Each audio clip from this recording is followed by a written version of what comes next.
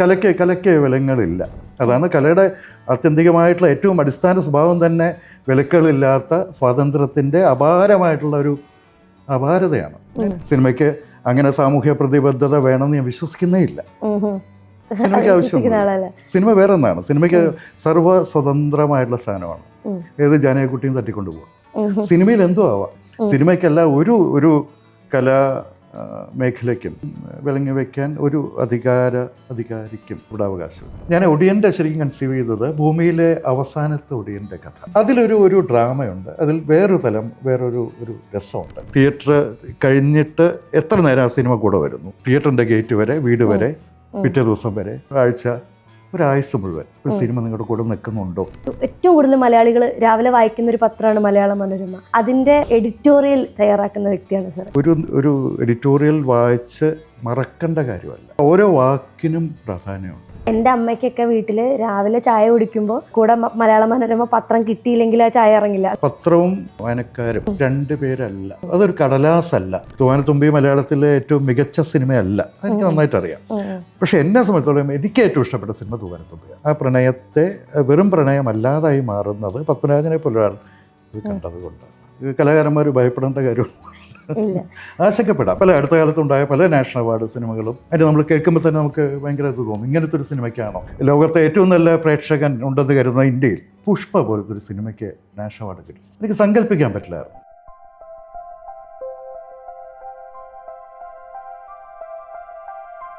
നമസ്കാരം. ഏഷ്യയിലെ ആദ്യത്തെ ലിറ്ററേച്ചർ ഫെസ്റ്റിവലായ മാഡിസൺ ഡിജിറ്റൽ ലിറ്ററേച്ചർ ഫെസ്റ്റിവലിലേക്ക് എല്ലാവർക്കും സ്വാഗതം. ഇന്ന് നമ്മോടൊപ്പം ഉള്ളത് ഒരുപക്ഷെ കേരളത്തിൽ തന്നെ മാധ്യമ പ്രവർത്തന രംഗത്തെ ഏറ്റവും പ്രധാനപ്പെട്ട വ്യക്തികളിൽ ഒരാളാണ്. നമ്മൾ എല്ലാ ദിവസവും വായിക്കുന്ന മലയാള മനോരമ പത്രത്തിൻ്റെ എഡിറ്റോറിയൽ കഴിഞ്ഞ 15 വർഷമായിട്ട് തയ്യാറാക്കുന്ന, തൻ്റെ ആദ്യത്തെ സിനിമയായ കുട്ടി ശ്രാങ്ക് എന്ന സിനിമയ്ക്ക് ദേശീയ പുരസ്കാരം നേടിയ, നമുക്കെല്ലാവർക്കും പ്രിയപ്പെട്ട മോഹൻലാൽ നായകനായെത്തിയ ഒടിയൻ എന്ന സിനിമയുടെ തിരക്കഥ എഴുതിയ ഹരികൃഷ്ണൻ സാറാണ് നമ്മോടൊപ്പം ഉള്ളത്. സാർ നമസ്കാരം. നമസ്കാരം. ഒരുപാട് സന്തോഷം സാറിന് ഈ ഒരു സെഷനിൽ കിട്ടിയതിന്. കാരണം സാറിനോട് എന്തൊക്കെ ചോദ്യങ്ങളാണ് ചോദിക്കേണ്ടതെന്ന് ഭയങ്കര കൺഫ്യൂഷനാണ്. സാർ ഒരുപാട് എക്സ്പീരിയൻസ് ഉള്ളൊരു മാധ്യമ പ്രവർത്തകനാണ്, ഒരു ഫിലിം മേക്കറാണ്, ഒരു എഴുത്തുകാരനാണ്. ആദ്യം തന്നെ ഞാനൊരു ജേർണലിസം സ്റ്റുഡൻറ്റും ജേർണലിസം പ്രാക്ടീസ് ചെയ്യുന്ന ഒരാളായതുകൊണ്ട് അതിൽ നിന്ന് തന്നെ തുടങ്ങാം. അപ്പോൾ മലയാള മനോരമ, നമ്മൾ കേരളത്തിലെ ഒരുവിധം ഏറ്റവും കൂടുതൽ മലയാളികൾ രാവിലെ വായിക്കുന്ന ഒരു പത്രമാണ് മലയാള മനോരമ. അതിൻ്റെ എഡിറ്റോറിയൽ തയ്യാറാക്കുന്ന വ്യക്തിയാണ് സാർ. അപ്പോൾ ഒരു പത്രത്തിൻ്റെ ശബ്ദം എന്ന് പറയുന്നതാണല്ലോ എഡിറ്റോറിയൽ. അത് തയ്യാറാക്കുന്ന ഒരാളാണ്. എത്രത്തോളം ശ്രമകരമായിട്ടുള്ളൊരു പണിയാണ് ഈ എഡിറ്റോറിയൽ എഴുതുക എന്ന് പറയുന്നത്? ശ്രമകരം എന്നുള്ള വാക്കിനേക്കാൾ ഏറ്റവും ശ്രദ്ധ വേണ്ട ഒരു സാധനമാണ് എഡിറ്റോറിയൽ എന്ന് എനിക്ക് തോന്നുന്നു. കാരണം ഏറ്റവും ഒരു പത്രത്തെ സംബന്ധിച്ചിടത്തോളം ഏറ്റവും വളരെ വലിപ്പക്കുറവേ ഉള്ളൂ. അതിനെ കുറച്ച് കോളങ്ങൾ മാത്രമുള്ള ഒരു 350 വാക്കൊക്കെ ഉള്ളൊരു സാധനം മാത്രമാണ്. പക്ഷെ ആ ഓരോ വാക്കിനും പ്രാധാന്യമുണ്ട്. അപ്പോൾ ഈ ചെറിയൊരു സാധനം കേരളത്തിലെ എത്രയോ സ്കൂളുകളുടെ അസംബ്ലിയിൽ വായിക്കുന്നു. അല്ലെങ്കിൽ ഇപ്പോൾ സർക്കാരിൻ്റെ മുന്നിൽ എത്രയോ അത് വന്നു കഴിഞ്ഞാൽ, ഇപ്പോൾ കുട്ടനാട്ടിലെ ഒരു പ്രശ്നം, കർഷകൻ്റെ പ്രശ്നം എഴുതി കഴിഞ്ഞാൽ മന്ത്രിസഭ അത് ശരിയാണെന്ന് വന്നാൽ അവർ നടപടി എടുക്കുന്നു. അപ്പം അങ്ങനെ ഒരേ സമയം ജനകീയവും അതേസമയം നമ്മൾ ഈ പുതിയ ജനറേഷനെ മുതൽ ഏറ്റവും പ്രായം കൂടിയവരെ അവരെ അഡ്രസ്സ് ചെയ്യാൻ അതിനൊരു പ്രായം ഇല്ല ശരിക്കും എഡിറ്റോറിയൽ. കുട്ടികളെ മുതൽ ഏറ്റവും പ്രായമുള്ളവരെ വരെ അഡ്രസ്സ് ചെയ്യുന്നൊരു സാധനമായിട്ടാണ് കൺസീവ് ചെയ്തിരിക്കുന്നത്. എല്ലാ മുഖപ്രസംഗങ്ങളുടെയും ലോകത്തെ എല്ലാ പത്രങ്ങളുടെയും പ്രശ്നം ഇതെല്ലാവരെയും കൊണ്ട് വായിപ്പിക്കുക എന്നാണ്. പിന്നെ മുഖപ്രസംഗം അധികം പേര് വായിക്കാറില്ല. അപ്പോൾ ഇതിനെ വായിപ്പിക്കുക എന്നുള്ള സാധനം ഇതിൻ്റെ അടുത്ത ലെയറാണ്. ഒരേ സമയം ജനകീയമാക്കുക, ഏറ്റവും അധികം ആളുകളിലേക്ക് എത്തിക്കുക, അതിനെന്തെങ്കിലും തുടർ നടപടികളുണ്ടാകും. അത് ഒരു എഡിറ്റോറിയൽ വായിച്ച് മറക്കേണ്ട കാര്യമല്ല. അത് കഴിഞ്ഞ് അടുത്തൊരു സ്റ്റെപ്പുണ്ട്. അതിലൊരുപാട് സ്റ്റെപ്പ് കൃത്യമായ ഫോളോ അപ്പ് വേണ്ടതാണ് പല എഡിറ്റോറിയലുകളും. It is very powerful. ഇപ്പം ഒരു പത്രത്തിൻ്റെ മറ്റെല്ലാ പേജുകളിലും റിപ്പോർട്ടിംഗ് ആണ്, നമ്മൾ വാർത്തകളാണ്, അതെല്ലാം അതിന് പക്ഷപാതമില്ലാത്ത. പക്ഷേ എഡിറ്റോറിയൽ എന്ന് പറയുമ്പോൾ അതിനൊരു ഒരു വശം പിടിച്ചിട്ടുള്ള ഒരു പക്ഷം പിടിച്ചിട്ടുള്ളൊരു കാര്യം തന്നെയായിരിക്കും എഡിറ്റോറിയൽ. അപ്പോൾ സാറിന് ഇപ്പം ഇത്രയും വർഷത്തെ ഒരു എക്സ്പീരിയൻസിൽ ഇപ്പം ഈ നേരത്തെ പറഞ്ഞതുപോലെ ഭയങ്കര ഇമ്പാക്റ്റ് ഉണ്ടാക്കിയിട്ടുള്ള അല്ലെങ്കിൽ മറക്കാനാവാത്ത എഡിറ്റോറിയൽസ് സാറിന് അതിൻ്റെ ഒരു ഓർമ്മകൾ പങ്കുവയ്ക്കും? അല്ല, തീർച്ചയായിട്ടും അങ്ങനെ കുറേ ഓർമ്മകളുണ്ട്. പക്ഷെ ഞാൻ ഏറ്റവും പുതിയ ഓർമ്മ എടുക്കും. അത് ഇന്നത്തെ ഓർമ്മയാണ്. ഇന്ന് മനോരമ പ്രസിദ്ധീകരിച്ച മുഖപ്രസംഗം. അത് ആലിൻ എന്നുള്ള 9 മാസം പ്രായമുള്ള ഒരു പെൺകുട്ടി പതിപ്പിച്ച ഒരു സിഗ്നേച്ചറിനെ കുറിച്ചാണ്. അത് കേരളത്തിൽ ആരും ഇതുവരെ എല്ലാവർക്കും അറിയുന്ന കാര്യമാണ്. അപ്പോൾ ആ കുട്ടിക്ക് വേണ്ടി എഴുതിയ എഡിറ്റോറിയലാണ്. അത് മനോരമയുടെ ഒരു അഞ്ജലിയാണ്, അവർക്ക് വേണ്ടിയിട്ടുള്ള ശ്രദ്ധാഞ്ജലി. അപ്പോൾ ഞങ്ങൾ ചെയ്തത് ആ കുട്ടിയെ അഡ്രസ്സ് ചെയ്യാൻ, പ്രിയപ്പെട്ട ആലിൻ എന്ന് പറഞ്ഞ് തുടങ്ങുന്ന ഒരു എഡിറ്റോറിയൽ. അതേസമയം അത് ആ കുട്ടിക്ക് വേണ്ടിയിട്ടുള്ള ഒരു ഇമോഷണൽ എഴുത്ത് മാത്രമല്ല. അത് വായിച്ച് കഴിയുമ്പോൾ എനിക്കും അല്ലെങ്കിൽ വായിക്കുന്ന ആർക്കും അവയവദാനം എന്നുള്ളൊരു മഹാദാനത്തിന് വേണ്ടി മനസ്സൊരുക്കാൻ ഇതിന് കഴിയുന്നുണ്ടോ, അതിനുള്ളൊരു വഴിയാണ്, അതിന് വേണ്ടിയിട്ടുള്ള വഴിയാണ് ആ കുട്ടി തുറന്നു വെച്ചത്. അപ്പോൾ ആ എഡിറ്റോറിയൽ നീങ്ങി ഞാൻ നേരത്തെ പറഞ്ഞ തുടർച്ച, അതിൻ്റെ ഫോളോ അപ്പ്, ഓരോ വ്യക്തിക്കും അവയവദാനത്തിനുള്ള ഈ ഒരു മനസ്സൊരുക്കത്തിന് വാതിൽ തുറക്കുക എന്നുള്ളതാണ്. കുറേ പേരെങ്കിലും തീർച്ചയായിട്ടും അതിന് സന്നദ്ധമാവും എന്ന് തന്നെ വിശ്വസിക്കുന്നു. ഈ ദിവസം അതിന് കിട്ടിയ ഒരു റെസ്പോൺസ്, ആ കുട്ടി അതായത് കുട്ടി ഇല്ലാതായ ശേഷവും ഇങ്ങനെയുള്ള ഇതിപ്പോൾ എഡിറ്റോറിയൽ മാത്രമല്ല, ആ കുട്ടി ഉണ്ടാക്കിയൊരു മെസ്സേജ് ഉണ്ട്, ആ കുഞ്ഞുണ്ടാക്കിയത്. ആ കുഞ്ഞ് പലർക്ക് വേണ്ടിയിട്ടും ഒരുപാട് വാതിൽ തുറന്നു വയ്ക്കുന്നു. അത് പല ജീവനുകൾ, പലർക്കും വേണ്ടിയുള്ള അവയവദാനത്തിന് വേണ്ടിയിട്ടുള്ള വലിയൊരു മെസ്സേജിൻ്റെ ഒരു പ്രതിഫലനമാണ് ഇന്നത്തെ എഡിറ്റോറിയൽ മനോരമയുടെ.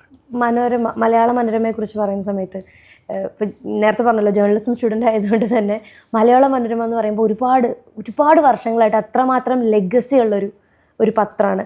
ഇപ്പം എൻ്റെ അമ്മയ്ക്കൊക്കെ വീട്ടിൽ രാവിലെ ചായ കുടിക്കുമ്പോൾ കൂടെ മലയാള മനോരമ പത്രം കിട്ടിയില്ലെങ്കിൽ ആ ചായ ഇറങ്ങില്ല, അങ്ങനത്തെ ഒരു പ്രശ്നമുണ്ട്. അത് ഒരുപാട് മലയാളികൾക്കുള്ള പ്രശ്നമാണ്. അപ്പോൾ വളരെ പ്രൊഫഷണലിസം കാത്തു സൂക്ഷിക്കുന്ന ഒരു പത്രം കൂടിയാണ് മലയാള മനോരമ. അപ്പോൾ ഈ ഒരു നിലനിൽപ്പ് എങ്ങനെയാണ് ഇങ്ങനെ കാത്തു സൂക്ഷിക്കാനായിട്ട് പറ്റുന്നത്? ഇത്രയും വർഷങ്ങളായിട്ടും ആ ഒരു നിലനിൽപ്പ് വേറെ ഏത് പത്രം എന്താ പറയുക വീണാലും മലയാള മനോരമ നിന്ന ആ ഒരു നിൽപ്പിൽ തന്നെ ഇപ്പോഴും നിൽക്കുകയാണ്. അപ്പോൾ ആ ഒരു നിലനിൽപ്പ് എന്ത് കാരണം കൊണ്ടായിരിക്കും? സാർ ഇപ്പോൾ 15 വർഷമായി എഡിറ്റോറിയൽ ഇരുന്നു, പക്ഷേ 30 വർഷത്തിന് മേലെയായിട്ട് അവിടെ വർക്ക് ചെയ്യുന്ന ഒരാളാണ് മാധ്യമപ്രവർത്തകനായിട്ട്. അപ്പോൾ സാറിൻ്റെ ഒരു വിലയിരുത്തൽ എങ്ങനെയാണ്? പിന്നെ ഇയാൾ പറഞ്ഞതിൽ തന്നെ എൻ്റെ മറുപടിയുണ്ട്. ഈ ഒരു ബന്ധം, ഇപ്പോൾ അമ്മ അത് കഴിച്ചില്ലെങ്കിൽ ചായ എന്ന് പറഞ്ഞില്ലേ, ഈ സാധനം, ഈ ഒരു ബന്ധം, ആ റിലേഷൻഷിപ്പ്, ഈ ഒരു പാരസ്പര്യം, പത്രവും വായനക്കാരും 2 പേരല്ല, അതൊരു കടലാസല്ല എന്ന് ഞങ്ങൾ വിശ്വസിക്കുന്നു. ഒരു കേവലം കടലാസ് മാത്രമല്ല, ഇമോഷനുണ്ട്, പലതരത്തിലുള്ള ധാർമ്മികമായിട്ടുള്ള പല കാര്യങ്ങളുണ്ട്, സാമൂഹ്യ ഇടപെടലുകളുണ്ട്, അതിൽ യോജിക്കുന്നവരും വിയോജിപ്പുള്ളവരുണ്ട്. അത് രണ്ടാമത്തെ പ്രശ്നമാണ്. പക്ഷെ അതേസമയം ഇത് വായിക്കുന്ന ഒരു വ്യക്തിയായിട്ടുള്ള ആ ഒരു വിനിമയമാണ്. ആ വിനിമയം കൃത്യമായിട്ടും വളരെ വളരെ സിൻസിയറായിട്ടും നടത്താൻ പറ്റുന്നു. അതുകൊണ്ടാണ് ഇങ്ങനെയുള്ള അമ്മമാരും പലരും, ഒരുപാട് പേര് നല്ല വായനക്കാരായിട്ട് എല്ലാ കാലത്തും ഉള്ളത്. ഇത് കേവലം പത്രധർമ്മം എന്നുള്ള വാക്കല്ല, വേറൊരു തരം ബോണ്ടാണ്. വായനക്കാരായിട്ടുള്ള ഈ ബോണ്ട് കാത്തു സൂക്ഷിക്കാൻ തലമുറകളായിട്ട് മനോരമയ്ക്ക് സാധിക്കുന്നു. അപ്പോൾ ഈ ബോണ്ടിൻ്റെ അതൊരു വിശ്വാസ്യതയാണ്. ഈ വിശ്വാസ്യത സൂക്ഷിക്കാൻ പറ്റുന്നതാണ്. ഇപ്പം നമ്മൾ എന്തും ദാമ്പത്യം അല്ലെങ്കിൽ സഹോദര്യം എന്താണെങ്കിലും വിശ്വാസ്യത എന്ന വാക്കിനാണ് അതിൻ്റെ ഏറ്റവും അടിവരയിട്ട് പറയുന്നത്. ഒരു വിശ്വാസ്യതയ്ക്ക് മനോരമ വലിയ വില കൊടുക്കുന്നു. പ്രിന്റ് എന്ന് പറയുന്നതിൻ്റെ ഒരു പ്രാധാന്യം കുറഞ്ഞു വരികയാണ്. ഇപ്പം നമ്മൾ ജെൻസി ആളുകൾ, ജെനെക്സ്, അവരൊന്നും പത്രം വായിക്കുന്ന ആളുകളല്ല. ഇപ്പോൾ ഇവർ പറഞ്ഞ പോലെ തന്നെ ഇപ്പം എൻ്റെ ഒരു ജനറേഷൻ ആണ് മാക്സിമം പത്രം വായിക്കുന്നവർ. അപ്പോൾ ഒരു പത്രത്തിൻ്റെ ശബ്ദമാകുന്ന ഒരു വ്യക്തി എന്ന നിലയിൽ, ഒരു മാധ്യമപ്രവർത്തനം എന്ന നിലയിൽ എന്തുകൊണ്ടാണ് മനുഷ്യർ പത്രം വായിക്കേണ്ടത് എന്നാണ് സാറിന് തോന്നുന്നത്? അല്ല, എന്തുകൊണ്ടാണ് പത്രം വായിക്കേണ്ടതെന്നുള്ളൊരു ധാർമ്മികോദ്ബോധന സത്യം എനിക്കറിയില്ല. എന്തുകൊണ്ട് വായിക്കണം? നമുക്ക് പല കാര്യങ്ങളും, എന്തുകൊണ്ട് നിങ്ങൾ സിനിമ കാണണം, എന്തുകൊണ്ട്, അങ്ങനെയില്ല. അത് നമ്മളെ ചുറ്റുമുള്ള കാര്യങ്ങളെക്കുറിച്ചുള്ള ഒരു കൃത്യമായിട്ട് ബോധ്യം ഉണ്ടാവുക, തിരിച്ചറിവുകൾ ഉണ്ടാവുക, സാമൂഹ്യമായിട്ടുള്ള ഇടപെടലുകൾ നടത്താനുള്ളൊരു പ്രേരക ശക്തി ഉണ്ടാവുക എന്നൊക്കെ പറയുന്നത് പത്രത്തിൽ നിന്ന് കിട്ടുന്നവരുണ്ട്, അല്ലാതെ കിട്ടുന്നവരുണ്ട്, സോഷ്യൽ മീഡിയയിൽ നിന്ന് കിട്ടുന്നവരുണ്ട്. അപ്പോൾ ഇതാണ് പത്രം ഏറ്റവും മികച്ചത് അങ്ങനെയല്ല. ഒരു തീർച്ചയായും അതിലൊരു വലിയ ഘടകമാണ് പത്രം. വാർത്ത അറിഞ്ഞിരിക്കുക, വാർത്ത നിങ്ങളെ ചുറ്റുമുള്ള ലോകത്ത് എന്ത് നടക്കുന്നു, എന്താണ് ഇന്ന് എന്താണ് നടന്നത്. ഇന്ന് പിന്നെ ഒരു സ്കൂളിൽ പിന്നെ കിണറിൽ പിന്നെ വെള്ളത്തിൽ മോശം വെള്ളം കുടിച്ച് കുട്ടികൾക്കുന്നുണ്ടാവും, എന്തുകൊണ്ട്? അല്ലെങ്കിൽ തൊടുപുഴയിൽ ഇന്നലെ ഒരു മൂടിയിടാത്ത ഒരു കുഴിയിൽ വീണ ഒരാൾ മരിച്ചു. അപ്പോൾ എന്തുകൊണ്ട് കേരളത്തിൽ ഈ വെറും ഒരു വാർത്തയല്ല, ആ വാർത്തയിൽ നിന്ന് നമ്മൾ മറ്റേ ഇതിലേക്ക് നമ്മളെ മനസ്സിനെ, നമ്മുടെ സാമൂഹ്യമായിട്ടുള്ള ഒരു ബോധ്യത്തെ കൊണ്ടുപോകാൻ പല വാർത്തകൾക്കും കഴിയുന്നു. ഞാൻ പറഞ്ഞു ഈ തിരിച്ച് ഇന്നലെ തൊടുപുഴയിലുണ്ടായി, ഇന്നലെ ഉണ്ടാകും. ആ കുഴിയിൽ വീണ് ഒരു ബൈക്ക് യാത്രക്കാരൻ മരിച്ചു. കുറച്ച് മാസങ്ങളായി വെറുതെ ചുമ്മാ അങ്ങ് അടച്ച് ഇങ്ങനെ വെച്ചിരിക്കുന്ന ഒരു കുഴി മാത്രമായിരുന്നു. ഇങ്ങനെ കേരളത്തിൽ എത്രയോ കുഴികളിൽ പെട്ട് എത്രയോ പേര് മരിച്ചുകൊണ്ടിരിക്കുന്നു. അപ്പം ഈ ആ വാർത്തയ്ക്കപ്പുറത്തുള്ള മറ്റ് അടരുകളുണ്ട്. ഈ ഒരു വാർത്ത കേവലം ഒരു വാർത്ത മാത്രമല്ല. ഈ വാർത്തയുടെ ഇത്തരം സാധനങ്ങൾ സോഷ്യൽ മീഡിയയിൽ കിട്ടുന്ന, നമ്മൾ ഈ ബ്രൗസ് ചെയ്ത് കിട്ടുന്ന അതിൽ ഉണ്ടാവില്ലെന്ന് ഞാൻ വിശ്വസിക്കുന്നു. അതിൻ്റെ ഫോളോ അപ്സ്, അതിൻ്റെ മറ്റ് സൈഡ് സ്റ്റോറീസ്, അതിൻ്റെ അപഗ്രഥനം, വിശകലനം തുടങ്ങിയ സാധനങ്ങൾ മറ്റ് സമൂഹ മാധ്യമങ്ങളിൽ കുറവാണ്. ഫോളോ അപ്പ് എടുക്കാൻ എല്ലാം കിട്ടുന്ന ഒരു സാധനം. ഞാൻ പറയുന്നത് ശരിയാണോ മാധ്യമ വിദ്യാർത്ഥിനി എന്ന നിലയ്ക്ക്? തീർച്ചയായിട്ടും അതെ. പക്ഷേ ഇപ്പോഴും ഈ വെബ്സൈറ്റ്സിലൊക്കെ ഇതിൻ്റെ ഒരുപാട്, ഇപ്പോൾ ന്യൂസ് വെബ്സൈറ്റ്സ് ഒക്കെ ഉണ്ടല്ലോ, അതിലൂടെയൊക്കെ ഒരുപാട് അപ്ഡേറ്റ്സും കാര്യങ്ങളൊക്കെ വരും. പക്ഷേ ഈ പറയുന്ന പോലെ പത്രം വായിക്കുമ്പോൾ അതിനൊരു ഭയങ്കര വിശ്വാസ്യതയുണ്ട്. ഇപ്പോൾ ഞങ്ങൾ നേരത്തെ ഡിസ്കസ് ചെയ്യായിരുന്നു, അതായത് ഇപ്പം ഇന്ത്യയും പാകിസ്ഥാനും കളി, ഇന്ത്യ ജയിച്ചു, നമുക്ക് തലേ ദിവസം തന്നെ അറിയാം ഇന്ത്യ ജയിച്ചു എന്ന്. പക്ഷേ പിറ്റേ ദിവസം കാലത്ത് പത്രം തുറന്നിട്ട് അതിൽ ഇന്ത്യ ജയിച്ചു എന്ന് വായിക്കുമ്പോൾ അതിലൊരു ഭയങ്കരമായൊരു അതാണ്. അപ്പോൾ ഈ രാവിലെ തലേന്ന് ടി വിയിൽ കാണുന്നൊരു സാധനം പിറ്റേന്ന് പത്രത്തിൽ നമ്മളത് വായിക്കുന്നു. എന്താണ് ടി വിയിൽ കണ്ടതും പിറ്റേന്ന് രാവിലെ പത്രത്തിൽ വായിക്കുമ്പോഴും അതിൻ്റെ എക്സ്ട്രാ ലെയർ എന്താണ്? അപ്പോൾ അതിനെ നമ്മൾ വേറെ കുറേ സാധനങ്ങൾ അതിൽ നമുക്ക് ഒരു ടി വി സ്ക്രീനിൽ കാണാത്ത പല സാധനങ്ങളും നമുക്കതിൽ ആഡ് ചെയ്യാൻ പറ്റുന്നു, അല്ലെങ്കിൽ പറ്റണം. അങ്ങനെ കൂടുതൽ ഡീറ്റെയിലിംഗ് ആയിരിക്കും, അതിൻ്റെ വിശകലനങ്ങളായിരിക്കാം. ഈ എക്സ്ട്രാ ലെയേഴ്സാണ് അതിനെ ഒരു ടി വി സ്ക്രീനിൽ നിന്ന് പത്രത്തിൻ്റെ പേജിനെ മാറ്റിമറിക്കും. ഇത് സാധ്യമാവണം യഥാർത്ഥത്തിൽ. ഇനി നമുക്ക് സിനിമയിലേക്ക് കടക്കാം. സിനിമയെക്കുറിച്ചാണ് കൂടുതലായിട്ട് ചോദിക്കാനുള്ളത്. സംസാരിക്കുന്ന പുസ്തകമാണ്. ഇതിലേക്ക് കടക്കുന്നതിന് മുൻപ് സാറിന് ഇപ്പോൾ ഈ അടുത്ത് കണ്ട് വളരെ ഇഷ്ടപ്പെട്ടൊരു സിനിമയെക്കുറിച്ച് സംസാരിക്കാനായിട്ട്. ഞാൻ ഈ പറഞ്ഞ മാതിരി എനിക്ക് ഏറ്റവും ഇഷ്ടപ്പെട്ട സിനിമയെക്കുറിച്ച് നമ്മളാരോടും നിങ്ങളോട് ചോദിക്കുമ്പോഴൊക്കെ ആ സിനിമയുടെ പേരിൽ വെറുതെ ഒരു സിനിമ പേരല്ല, പുസ്തകത്തിൻ്റെ ആണെങ്കിലും ആ പേര്, നിങ്ങൾക്ക് ഇഷ്ടപ്പെട്ട സിനിമ അല്ലെങ്കിൽ നിങ്ങൾക്ക് ഇഷ്ടപ്പെട്ട പുസ്തകം എന്ന് പറയുമ്പോൾ നിങ്ങളുടെ ജീവിത വീക്ഷണമുണ്ട്, നിങ്ങളുടെ ഫിലോസഫി ഉണ്ട്, നിങ്ങളുടെ താല്പര്യമുണ്ട്, ഒരുപാട് ഘടകങ്ങളുണ്ട്. അപ്പോൾ ഞാനൊരു സിനിമ എടുത്ത് ഒരു പുതിയ സിനിമ, എനിക്കിഷ്ടപ്പെട്ട സിനിമ മുന്നിൽ വയ്ക്കുമ്പോൾ അത് എൻ്റെ സിനിമ ബോധ്യം കൂടിയാണത്. അങ്ങനെ ഞാൻ സിനിമ എടുത്ത് മുന്നോട്ട് വയ്ക്കുന്നത് മലയാളത്തിൻ്റെ എക്കോ ആണ് എൻ്റെ സമീപകാലത്ത് എനിക്ക് ഇഷ്ടപ്പെട്ടത്.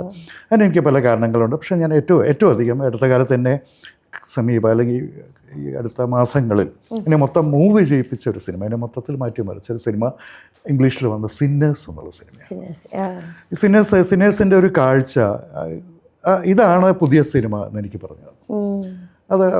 അതിൻ്റെ കാരണം സിന്നേഴ്സ് കണ്ടവർക്ക് അറിയാമായിരിക്കും. അതിൻ്റെ ഈ ഒരു സിനിമ എക്കോയിലുള്ളത് തന്നെയാണ്. എക്കോ ഒരു വെറും ഒറ്റ ലെയർ സിനിമയല്ല, അതിന് പല ലെയറുകളുണ്ട്. അത് നിങ്ങൾക്ക് പലതവണ കണ്ടു കഴിഞ്ഞാൽ റീവിസിറ്റിന് പ്രേരിപ്പിക്കുന്നതാണ് ഒരു നല്ല പുസ്തകത്തിൻ്റെയോ സിനിമയുടെയൊക്കെ വലിയ ഗുണം.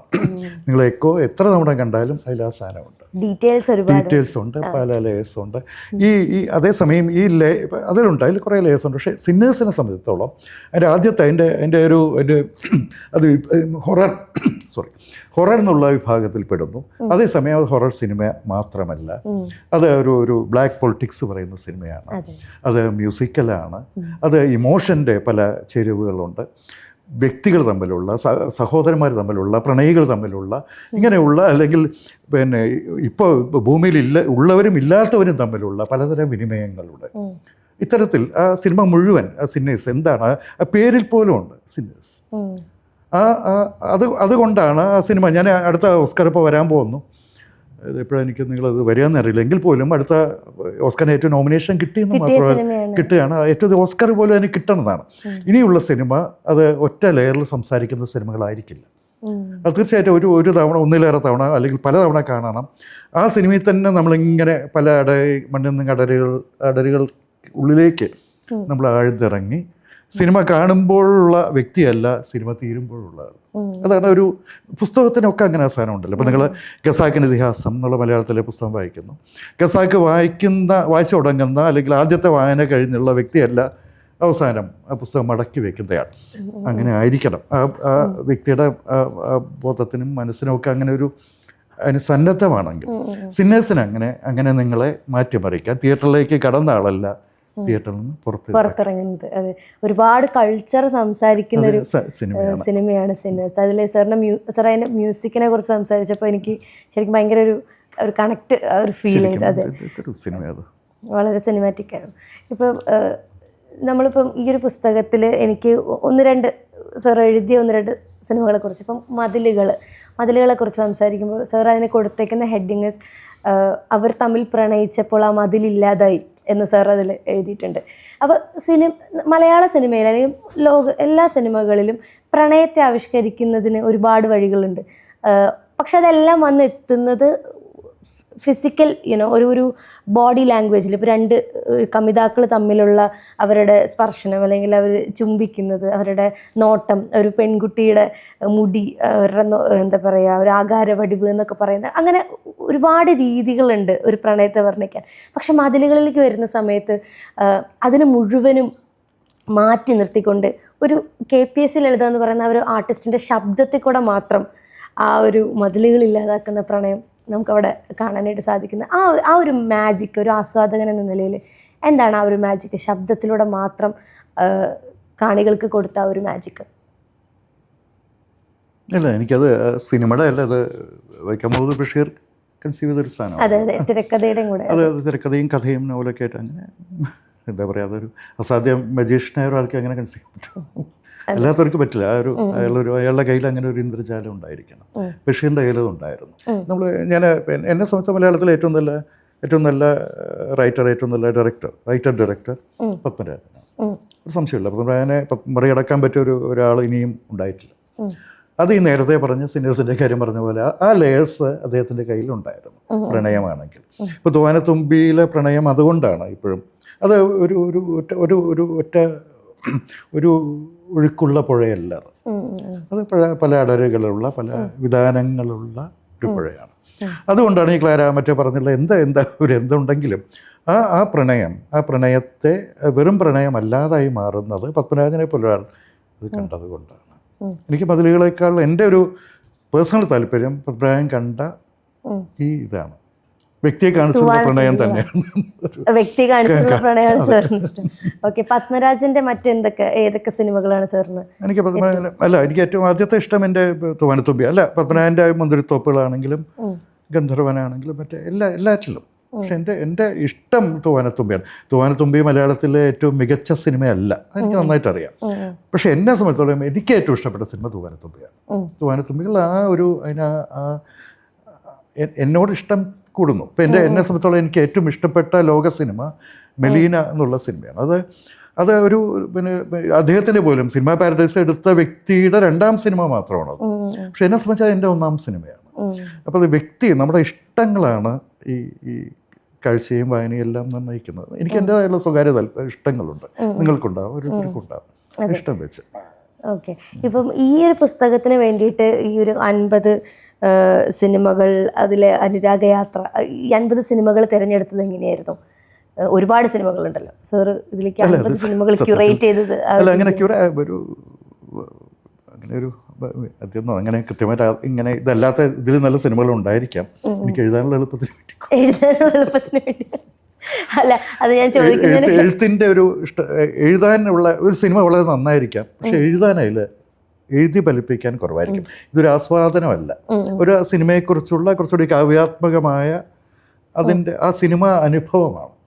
അപ്പം നമുക്ക് എക്സ്പീരിയൻസ് ചെയ്ത സിനിമ നമുക്ക് എഴുതാൻ കൂടി പറ്റണം, എഴുതി ഫലിപ്പിക്കാൻ പറ്റണം. അങ്ങനെയുള്ള ഇപ്പം ഇതിലൊരു സിനിമ ഉണ്ട്, ജാപ്പനീസ് വൈഫ്.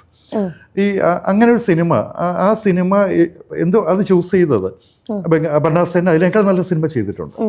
പക്ഷെ ഇതെടുത്തത് എനിക്ക് എഴുതി എൻഫീൽ നന്നായിരിക്കും എന്ന തോന്നലുണ്ടാണ്.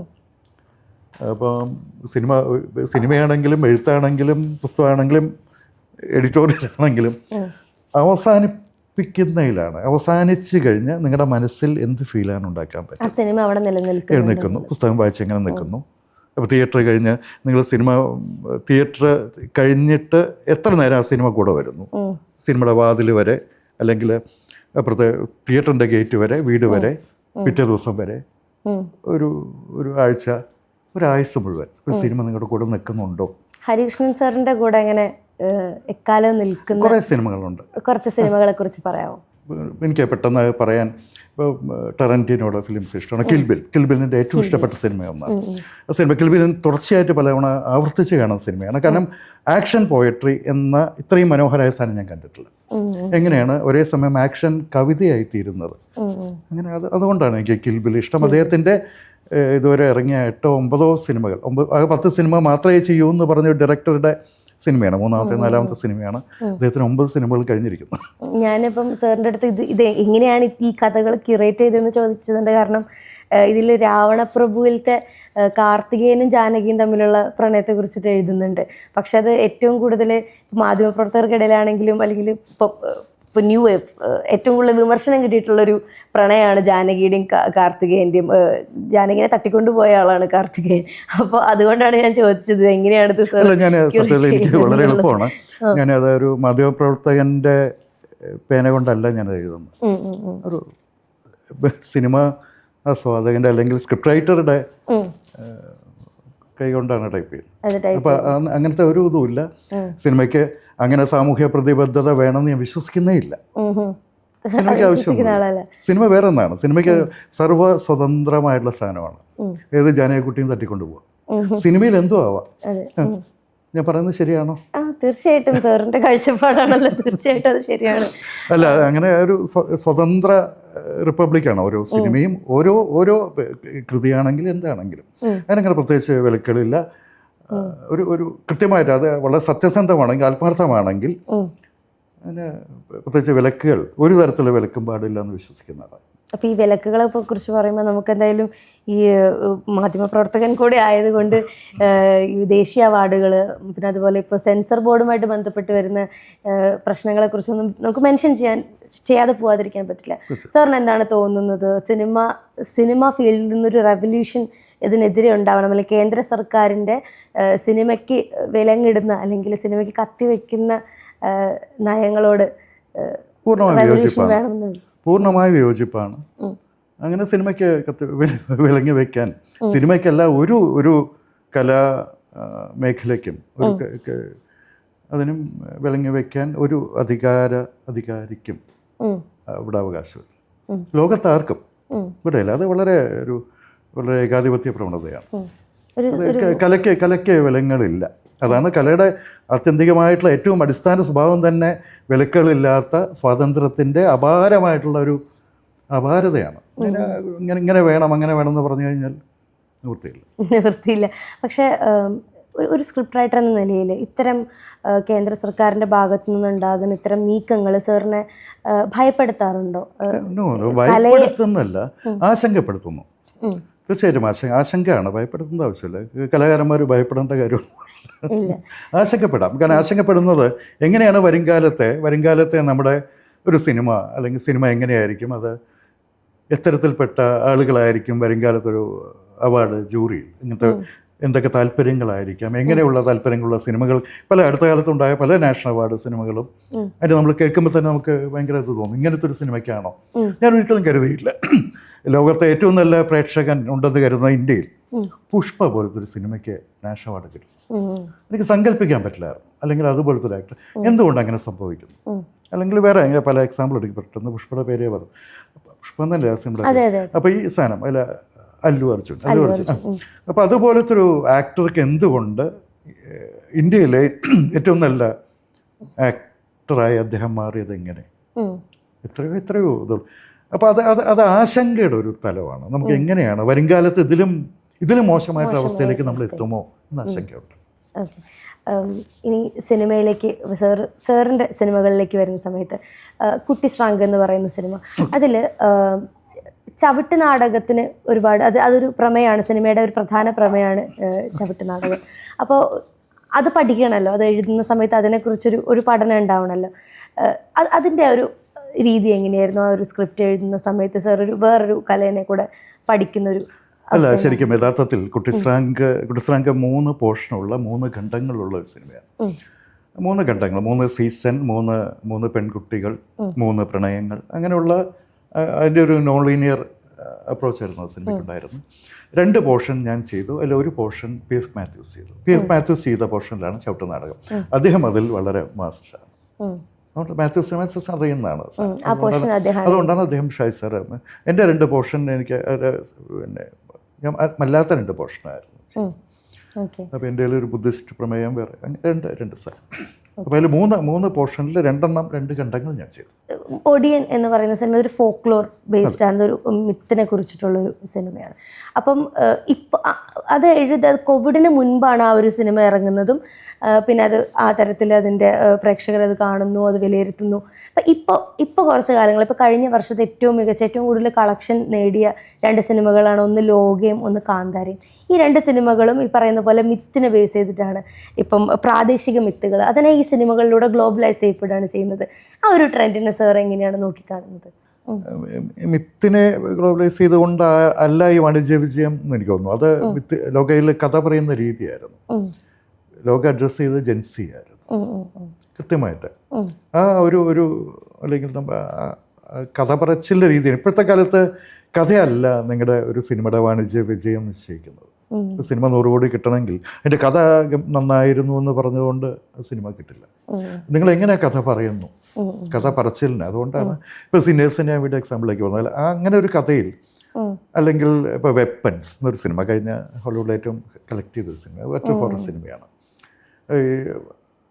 ആ ഒരു സാധനം നമുക്ക് ആ 1 ലൈൻ രസമാണ് ആ കഥയുടെ. രാത്രി 12 മണിക്ക് ഒരു ചെറിയൊരു ഹൗസിംഗ് കോളനിയിൽ ഒരേ ക്ലാസ്സിൽ പഠിക്കുന്ന 4ാം ക്ലാസ്സിലോ പഠിക്കുന്ന 10-15 കുട്ടികൾ ഒരു സ്ഥലത്തേക്ക് ഓടിപ്പോവുക.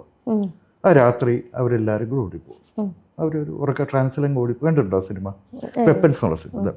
അവരങ്ങ് ഓടിപ്പോകുന്നു. രാത്രിയിൽ അവരെല്ലാം ഉറക്കത്തിൽ ഞെട്ടി എണീറ്റിട്ട്, ചെറിയ കുട്ടികളാണ്, ഒരേ ക്ലാസ് പഠിക്കുന്ന കുട്ടികൾ ഒരു ഹൗസിംഗ് കോളനിയിൽ നിന്ന് എഴുന്നേറ്റ് അവരെങ്ങോട്ടേക്കോ, അവരപ്പുറത്തൊരു കാടുണ്ട്, കാട്ടിലേക്ക് അങ്ങ് ഓടിപ്പോകും. അവിടെ 1 ലൈൻ നിർത്തിയിരുന്നെങ്കിൽ അതിൽ വലിയ കാര്യമില്ല. അടുത്ത 1 ലൈനിൽ അടുത്തവർ ഇതാണ്, അവരാരും തിരിച്ചു വന്നില്ല. അപ്പോൾ ആ ഒരു സാധനം, ഈ കഥ, ഇത് ഞാൻ പറയുമ്പോൾ ഉണ്ടാവുന്ന ഒരു ഡ്രാമ, ഈ ഡ്രാമ സിനിമയ്ക്ക് അത് പോരാ. ഞാൻ ഒടിയൻ്റെ ശരിക്കും കൺസീവ് ചെയ്തത് ഭൂമിയിലെ അവസാനത്തെ ഒടിയൻ്റെ കഥ. ശരിക്കും ഈ ഭൂമിയിലെ അവസാനത്തെ ഒടിയൻ്റെ കഥ എന്ന് തന്നെയാണ് മോഹൻലാലിനോട് ആദ്യം പറഞ്ഞത്. അതിലൊരു ഡ്രാമയുണ്ട്, അതിൽ വേറൊരു രസമുണ്ട്. ഭൂമിയിലെ അവസാനത്തെ ഒടിയൻ, എല്ലാം കഴിഞ്ഞ അവസാനത്തെ ഒടിയൻ. പക്ഷേ ആ ഒരു വരിയല്ല സിനിമ. ആ സിനിമയിൽ വേറെ കുറേ ഘടകങ്ങളുണ്ട്. സിനിമ ആളുകൾക്ക് ഇഷ്ടപ്പെടാൻ വേണ്ടി, അല്ലെങ്കിൽ അത് നമ്മൾ കൃത്യമായ ആ ചേരുവകൾ അവിടെ എല്ലായിടത്തും ചേർത്തിരിക്കണം എന്ന് മാത്രമല്ല, ആരാണ് ഈ സിനിമ കാണാൻ പോകുന്നത്. ലോക ചെയ്തവർക്ക് കൃത്യമായിരുന്നു ആരാണ് ഈ സിനിമ ഏറ്റവും കൂടുതൽ പ്രാവശ്യം തുടർച്ചയായി അതിൻ്റെ റിപ്പീറ്റ് ഓഡിയൻസ് ആരായിരിക്കും. അത് കൃത്യമായിട്ട് ജെൻസിയായിരുന്നു. അങ്ങനെ അവർ വരുമ്പോൾ അവരുടെ കൂടെ അവർ പലവട്ടം കാണുന്നു, അവരുടെ പാരൻസ് കാണുന്നു, അവരുടെ ഈ സാധനം ഒരു അതാണ് ആ സിനിമയെ ഹിറ്റാക്കിയത്. ഇപ്പം ഈ എക്സ്പെരിമെൻ്റൽ സിനിമകളെ കുറിച്ച്, ഇപ്പം ഒടിയനാണെങ്കിലും കുട്ടിശ്രാങ്ക് ആണെങ്കിലും എക്സ്പെരിമെൻ്റൽ സിനിമ എന്ന് വിളിക്കാൻ പറ്റുന്ന തരം സിനിമകളാണല്ലോ. ഒരു എന്താ പറയുക, ഇപ്പോൾ ഈ പറയുന്ന പോലെ കോവിഡ് നമുക്ക് നമ്മുടെ പ്രേക്ഷകർക്ക്, പ്രത്യേകിച്ച് മലയാളി പ്രേക്ഷകർക്ക് OTTയിലൂടെ ഒരുപാട് ഗ്ലോബൽ സിനിമകൾ, ഒത്തിരി അന്യഭാഷയിലെ സിനിമകൾ നല്ല പേഷ്യൻസ് കൊടുത്തു എന്ന് എനിക്ക് തോന്നിയിട്ടുണ്ട്. ഓഡിയൻസിന് ഭയങ്കരമായ പേഷ്യൻസ് കൊടുത്തിട്ടുണ്ട്. പക്ഷേ സാറിന് തോന്നിയിട്ടുണ്ടോ, അതായത് ഈ 2 സിനിമകളും ഇപ്പോഴാണ് ഇറങ്ങുന്നത് എങ്കിൽ കുറേ കൂടെ ഓഡിയൻസിന് ആ സിനിമകൾക്ക് കിട്ടിയേനെ? കാരണം ആ ഒരു OTT കൊടുത്ത പേഷ്യൻസ് പ്രേക്ഷകനുള്ള കാരണം കൊണ്ട് കുറെ കൂടെ ഓഡിയൻസിനെ കിട്ടിയെന്ന് സാർ? എനിക്ക് ഒടിയൻ്റെ കാര്യത്തിൽ, ഒടിയൻ അന്ന് സിനിമ വളരെ നമുക്ക് കേരളത്തിലെ ഏറ്റവും പ്രതീക്ഷിക്കപ്പെട്ട സിനിമയായിരുന്നു. നല്ല കളക്ഷൻ, ആദ്യത്തെ ദിവസത്തെ കളക്ഷനൊക്കെ റെക്കോർഡായിരുന്നു. അത് കഴിഞ്ഞ് പിന്നെ അതിൻ്റെ പേര് കുറേ നെഗറ്റീവ് സാധനങ്ങൾ വന്നു. സിനിമ ഇരട്ടി കളക്റ്റൊക്കെ ചെയ്തു, ലാഭം തന്നെയായിരുന്നു. പക്ഷേ ആ സിനിമയ്ക്ക് പിന്നീട് കിട്ടിയൊരു പ്രീതിയുണ്ട്. അതായത് ഞാൻ മിനിയാന്നിട്ട് എൻ്റെ വാലന്റൈൻസ് ഡേ ഞാൻ പോസ്റ്റ് FB ഇട്ടത്, അതിലൊരു ഡയലോഗ് വെച്ചായിരുന്നു. ഇത്രയും വർഷം സിനിമ ഇറങ്ങി 6 വർഷത്തിന് ശേഷം അതിൽ ഈ മോഹൻലാലും മഞ്ജു വാര്യരും സംസാരിക്കുന്ന ഒരു പാരഗ്രാഫ് ഡയലോഗ്, ഇത് കഴിഞ്ഞ് ഇപ്പോഴും അതിന് കിട്ടുന്നത് എനിക്കൊന്ന് 1 ലക്ഷത്തോളമൊക്കെ എത്രയും ആയിക്കഴിഞ്ഞു. അത്രയും പേർക്കത്, അപ്പോൾ ഈ വായിക്കുന്നവർ മുഴുവൻ അത് ഇഷ്ടപ്പെട്ടവരാണ് അതിൻ്റെ കമൻറ്റ് ചെയ്യുന്നത്. ആ സിനിമ അന്ന് ഇറങ്ങിയതിനേക്കാൾ അതിലെ പ്രണയമാണ് വന്നിരിക്കുന്നത് പലതരത്തിലും. അതിൻ്റെ ആക്ഷൻ അല്ലായിരുന്നു, അതിൽ പീറ്റർ ഹെയ്ൻ എന്നുള്ള ആൾ ചെയ്ത ആക്ഷൻ അല്ലെങ്കിൽ വേറെ ഡ്രാമ, ഇതൊന്നും അല്ലാതെ അതിൽ മോഹൻലാലും മഞ്ജു വാര്യരും കൂടെയുള്ള ഞങ്ങൾ ശരിക്കും അത് അക്കാലത്ത് നമുക്ക് തോന്നിയിരുന്നു. ഇതായിരിക്കും പ്രേക്ഷകൻ്റെ കൂടെ വരിക. ആ പ്രണയം എന്നുള്ള സാധനം ആ സിനിമയുടെ വിജയത്തിനൊരു കാരണമായി, വീണ്ടും കാണലിന് കാരണമായി തീർന്നു. പലർക്കും എനിക്കറിയാം, അത് സിനിമയായിട്ട് ബന്ധപ്പെട്ട എല്ലാവർക്കും അറിയാമായിരുന്നു. സാറിൻ്റെ പുതിയ സിനിമ എന്താ? പുതിയ സിനിമ ഉണ്ട്, പക്ഷേ ഞാൻ ഇപ്പോൾ പറയാറായിട്ടില്ല. പക്ഷേ അതിൽ ഒരു സിനിമ അത് നേരത്തെ നമ്മൾ അനൗൺസ് ചെയ്തതാണ്. ആ സിനിമയുടെ വർക്ക് പോകുന്നു. അത് കുറച്ച് മുമ്പ് ഷാജിൻ കരുൺ ഡയറക്റ്റ് ചെയ്യാൻ വേണ്ടി ഞാൻ സ്ക്രിപ്റ്റ് ചെയ്ത സിനിമ, അത് ടി പത്മനാഭൻ്റെ കടൽ എന്നുള്ള വളരെ പ്രശസ്തമായ കഥയുടെ സ്ക്രിപ്റ്റിംഗ് കഴിഞ്ഞാണ്. ശരിക്കും അത് നമുക്ക് ആദ്യം ഒരു ഇൻഡോ ഫ്രഞ്ച് പോളിഷ് കോപ്രഡക്ഷനായിട്ട് ഉദ്ദേശിച്ചു. കീസ്ലോവ്സ്കി എന്ന് പറഞ്ഞാൽ ഈ 3 കളേഴ്സൊക്കെ ചെയ്ത അദ്ദേഹത്തിൻ്റെ മ്യൂസിക് ഡയറക്ടറായുള്ള പ്രിസണർ അതിന് മ്യൂസിക്കും, അതായിരുന്നു പോളണ്ടിൻ്റെ കോൺട്രിബ്യൂഷൻ. അപ്പോൾ അങ്ങനെ ഒരു സിനിമ ആ സിനിമ വരികയാണെങ്കിൽ അത് മലയാളത്തിൽ ഇത്തരം ഒരു ആർട്ട് ഹൗസ് ഫിലിമിൽ ഏറ്റവും വലുതാവുമായിരുന്നു. അത് ഹിന്ദിയിലാണ് നമ്മൾ ഉദ്ദേശിച്ചത്, ഗാഥ എന്ന് പറഞ്ഞിട്ട്. അപ്പോൾ ഷാജി സാറിൻ്റെ അതിൻ്റെ ഒരു ക്യാൻവാസ് ഞങ്ങളുടെ കയ്യിൽ നിന്ന് വളരെ വലുപ്പത്തിലേക്ക് പോവുകയും, പക്ഷേ പിന്നെ ആ സിനിമയുടെ കഥയുടെ ഒരു പ്രത്യേകത കൊണ്ട് ടി പത്മനാഭൻ്റെ മലയാളത്തിലെ തന്നെ ഏറ്റവും മനോഹരമായ കഥകളിലൊന്നാണ് കടൽ. അപ്പോൾ ഈ കടൽ സ്ക്രിപ്റ്റാക്കിയ ഞാൻ എഴുതിയ ഏറ്റവും ബുദ്ധിമുട്ടുള്ള സ്ക്രിപ്റ്റ് കടലായിരുന്നു. കാരണം അതിൻ്റെ സ്ക്രിപ്റ്റിങ്ങിൽ സംസാരിക്കാത്തൊരു ഭാര്യയുടെയും ഭർത്താവിൻ്റെയും ഈ കഥയാണ്. അവർ സംസാരിക്കുന്നില്ല.